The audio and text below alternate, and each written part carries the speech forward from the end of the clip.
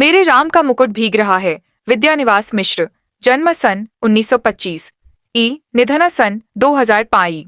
विद्यानिवास मिश्र का जन्म 28 जनवरी 1925 को उत्तर प्रदेश के गोरखपुर जिले के पकडीहा गांव में हुआ था। वाराणसी, गोरखपुर में उन्होंने शिक्षा प्राप्त की।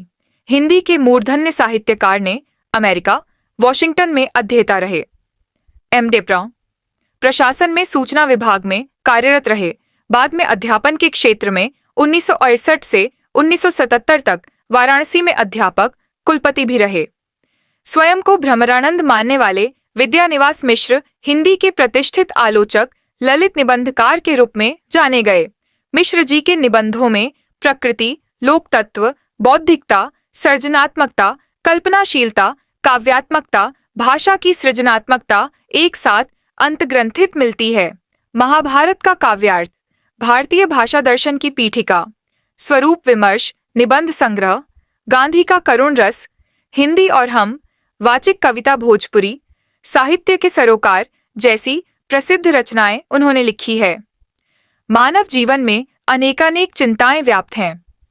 प्रस्तुत निबंध में मिश्र जी ने पौराणिक मिथक के माध्यम से मानव चिंताओं की अत्यंत सुंदर एवं मार्मिक शब्दों में प्रस्तुति की है, जो अत्यंत संवेदनापूर्ण जीवंत चित्र प्रस्तुत करती है। कौशल्या माता का यह विचार सर्वथा युक्तियुक्त है कि इस मौसम में मेरे राम का मुकुट भीग रहा होगा, अर्थात वे बहुत सी कठिनाइयों का सामना कर रहे होंगे। महीनों से मन बेहद बेहद उदास है। उदासी की कोई खास वजह नहीं, कुछ तबीयत ढीली, कुछ आसपास के तनाव और कुछ उनसे टूटने का डर। खुले आकाश के नीचे भी खुलकर सांस लेने की जगह की कमी। जिस काम में लगकर मुक्ति पाना चाहता हूँ, उस काम में हजार बाधाएं कुल ले देकर उदासी के लिए इतनी बड़ी चीज नहीं बनती। फिर भी रात दिन नींद नहीं आती। दिन ऐसे बीतते हैं जैसे भूतों के सपनों की एक रील पर दूसरी रील चढ़ा दी गई हो और भूतों की आकृतियां और डरावनी हो गई हों। इसलिए कभी कभी तो बड़ी से बड़ी परेशान करने वाली बात हो जाती है और कुछ भी परेशानी नहीं होती। उल्टे ऐसा लगता है जो हुआ एक सहज क्रम में हुआ, न होना ही कुछ अटपटा होता। और कभी कभी बहुत मामूली सी बात भी भयंकर चिंता का कारण बन जाती है।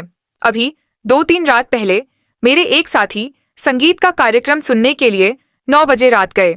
साथ में जाने के लिए मेरे एक चिरंजीव ने और मेरी एक मेहमान महानगरीय वातावरण में पली कन्या ने अनुमति मांगी। शहरों की आजकल की असुरक्षित स्थिति का ध्यान करके इन दोनों को जाने तो नहीं देना चाहता था, पर लड़कों का मन भी तो रखना होता है। कह दिया 1-1.5 घंटे सुनकर चले आना। रात के 12 बजे लोग नहीं लौटे। गृहिणी बहुत उद्विग्न हुई, छल्लाई। साथ में गए मित्र पर नाराज होने के लिए संकल्प बोलने लगी। इतने में जोर की बारिश आ गई। छत से बिस्तर समेटकर कमरे में आया। गृहिणी को समझाया, बारिश थमेगी, आ जाएंगे। संगीत में मन लग जाता है तो उठने की तबीयत नहीं होती। तुम सो, ऐसे बच्चे नहीं हैं। पत्नी किसी तरह शांत होकर सो गई, पर मैं अकेला उठा। बारिश निकल गई, ये लोग नहीं आए। बरामदे में कुर्सी लगाकर राह जोहने लगा। दूर कोई भी आहट होती तो उदग्र होकर फाटक की ओर देखने लगता। रह रहकर बिजली चमक जाती थी और सड़क छिप जाती थी, पर सामने की सड़क पर कोई रिक्शा नहीं, कोई चिड़ै का पूत नहीं। एकाएक कई दिनों से मन में उमड़ती घुमड़ती पंक्तियां गूंज गईं। मोरे राम के भीजे मुकुटवा, लक्ष्मण के पटुकवा, मोरी सीता के भीजे सेनुरवा, त राम घर लौटें। मेरे राम का मुकुट भीग रहा होगा, मेरे लखन का पटुका दुपट्टा भीग रहा होगा, मेरी सीता की मांग का सिंदूर भीग रहा होगा, मेरे राम घर लौट आते। बचपन में दादी नानी जहाँते पर यह गीत गाती। मेरे घर से बाहर जाने पर, विदेश में रहने पर वे यही गीत विह्वल होकर गाती और लौटने पर कहती, मेरे लाल को कैसा वनवास मिला था। जब मुझे दादी नानी की इस आकुलता पर हंसी भी आती, गीत का स्वर बड़ा मीठा लगता। हाँ, तब उसका दर्द नहीं छूता था, पर इस प्रतीक्षा में एकाएक उसका दर्द उस ढलती रात में उभर आया और सोचने लगा, आने वाली पीढ़ी पिछली पीढ़ी की ममता की पीड़ा नहीं समझ पाती और पिछली पीढ़ी अपनी संतान के संभावित संकट की कल्पना मात्र से उद्विग्न हो जाती है। मन में यह प्रतीति ही नहीं होती कि अब संतान समर्थ है, बड़ा से बड़ा संकट झेल लेगी। बार बार मन को समझाने की कोशिश करता लड़की दिल्ली विश्वविद्यालय के एक कॉलेज में पढ़ाती है। लड़का संकट बोध की कविता लिखता है, पर लड़की का ख्याल आते ही दुश्चिंता होती, गली में जाने कैसे तत्व रहते हैं। लौटते समय कहीं कुछ हो न गया हो और अपने भीतर अनायास अपराधी होने का भाव जाग जाता। मुझे रोकना चाहिए था या कोई व्यवस्था करनी चाहिए थी। पराई लड़की, और लड़की तो हर एक पराई होती है, धोबी की मुठरी की तरह घाट पर खुले आकाश में कितने दिन फहराएगी। अंत में उसे गृहिणी बनने जाना ही है। घर आई, कहीं कुछ हो न जाए। मन फिर घूम गया कौसल्या की ओर, लाखों करोड़ों कौसल्याओं की ओर, और लाखों करोड़ों कौसल्याओं के द्वारा मुखरित एक अनाम अरूप कौसल्या की ओर। इन सब के रामवन में निर्वासित हैं, पर क्या बात है कि मुकुट अभी भी उनके माथे पर बंधा है और उसी के भीगने की इतनी चिंता है।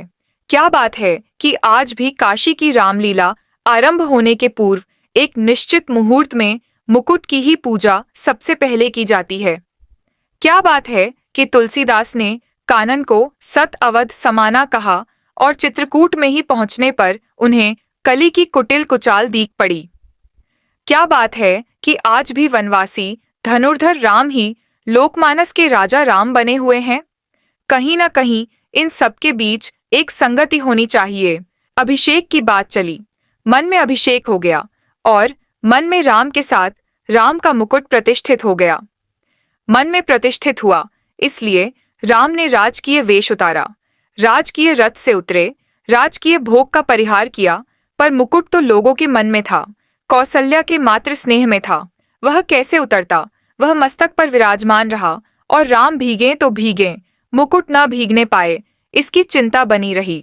राजा राम के साथ उनके अंगरक्षक लक्ष्मण का कमरबंद दुपट्टा भी प्रहरी की जागरूकता का उपलक्षण न भीगने पाए और अखंड सौभाग्यवती सीता की मांग का सिंदूर न भीगने पाए। सीता भले ही भीग जाए। राम तो वन से लौट आए, सीता को लक्ष्मण फिर निर्वासित कराए, पर लोकमानस में राम की वन यात्रा अभी नहीं रुकी। मुकुट, दुपट्टे और सिंदूर के भीगने की आशंका अभी भी साल रही है।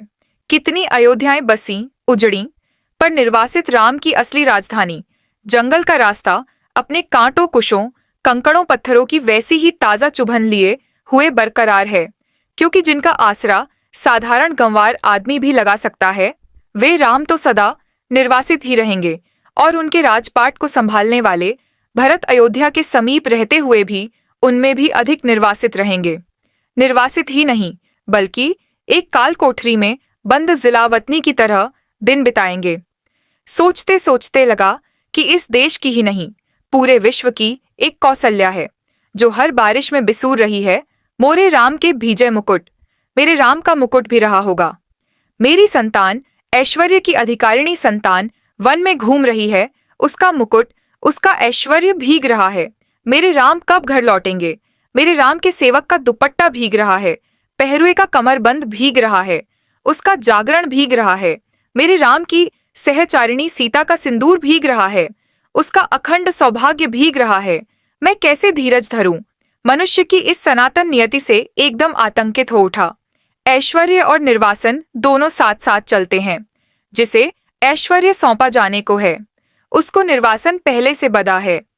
जिन लोगों के बीच रहता हूँ, वे सभी मंगल नाना के नाती हैं। वे मुद मंगल में ही रहना चाहते हैं। मेरे जैसे आदमी को वे निराशावादी समझकर बिरादरी से बाहर ही रखते हैं।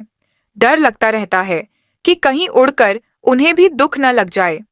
पर मैं अशेष मंगलाकांक्षाओं के पीछे से झांकती हुई दुर्निवार शंकाकुल आंखों में झांकता हूँ, तो मंगल का सारा उत्साह फीका पड़ जाता है और बंधनवार बंधनवार न दिखकर उत्सव की रोशनी का तामझाम धुओं की गांठों का अंबार दिखता है और मंगलवाद्य डेरा उखाड़ने वाले अंतिम कारबरदार की उस सांस में बचकर एक बारगी बंद हो जाता है।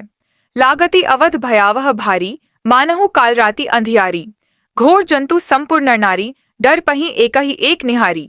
घर मसान परिजन जनुभूता, सुत हित मीत मनहु जमदूता, बागन्ह बिटप बेली कुम्हिलाही, सरित सरोवर देखी न जाही।